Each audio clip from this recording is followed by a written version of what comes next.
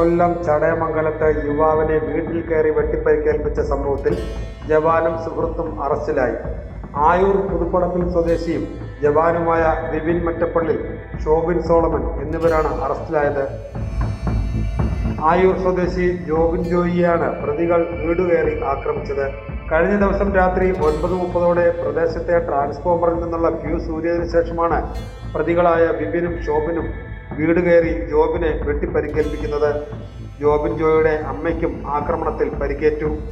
ഇന്നലെ രാത്രി 9 മണിയോടുകൂടി എന്നെ വിപിൻ മറ്റപ്പള്ളി എന്നെ വെട്ടിപ്പരിക്കുകയും എൻ്റെ അമ്മയും വയറ്റത്തിൽ ചവിട്ടുകയും ചെയ്തു. ഇത് സ്ഥിര ശല്യക്കാരാണ്. നേരത്തെ ഒരു കേസ് കൊടുത്ത് അത് അമ്മ മുണ്ടോക്കി കാണിക്കുക, അങ്ങനെ അസയ്ക്ക് മുണ്ടോക്കി കാണിക്കുക. അതിന് കേസ് കൊടുത്തതിന് ശേഷം നിന്നെ കൊല്ലുമെന്ന് എല്ലാവരും ഉപയോഗിച്ച് പറയുന്നുണ്ട്. ഇത് സ്ഥിര ശല്യക്കാരാണ് ഈ രണ്ടുപേരും. പിടിയിലായ വിപിൻ RPF-ൽ ASI റാങ്കിലുള്ള ഉദ്യോഗസ്ഥനാണ്. നേരത്തെയും ഇവർ തമ്മിൽ പ്രശ്നങ്ങൾ ഉണ്ടായിട്ടുള്ളതായും പോലീസ് സ്റ്റേഷനിൽ വെച്ച് ഇത് പരിഹരിക്കപ്പെട്ടുവെന്നും ചടയമംഗലം പോലീസ് പറഞ്ഞു. അറസ്റ്റിലായ പ്രതികളെ മെഡിക്കൽ പരിശോധനയ്ക്ക് ശേഷം കോടതിയിൽ ഹാജരാക്കി റിമാൻഡ് ചെയ്തു.